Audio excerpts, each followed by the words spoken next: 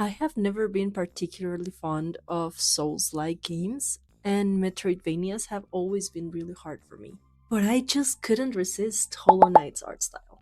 It was way too striking and atmospheric for me to not try it at least once. I had to play it, even if it's essentially both. And that game really did ask a lot of me. Patience, attention to detail, and a lot of skill.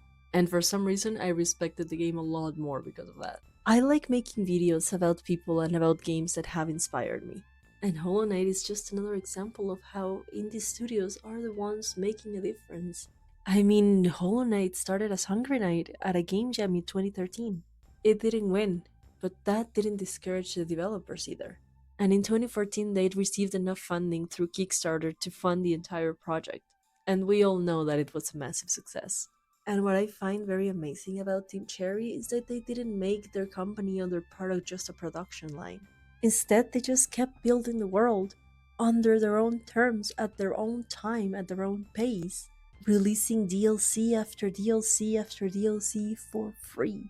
Not because they had to, but because they loved their community and they loved their game so much that they wanted to share it with the world. And of course, that philosophy carried over into Silksong. Silksong was supposed to be a DLC, but they loved the game so much that they had to make it a full long game. And the most beautiful thing is that Silksong was not released quickly. They took their time and they poured all their love in it, and it took almost 7 years to develop because the developers were having fun with it. In this crazy, fast paced culture that treats silence as failure, Team Cherry just chose something different. They chose not to rush, they chose to not ship something that was not rock solid. They chose to not burn themselves down just to fit some unrealistic expectations. Because the craft mattered more.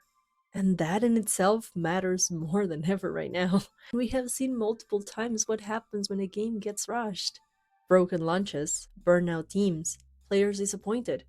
Everyone loses. And waiting for something shouldn't be a flaw in the process. In my opinion, it's just proof that care for the player actually still exists. So I want to thank Team Cherry, and thank you to all the small teams and solo devs out there that are changing the pace of an industry that just forgot how to slow down, for showing us that craft, care, and patience still exist in this industry.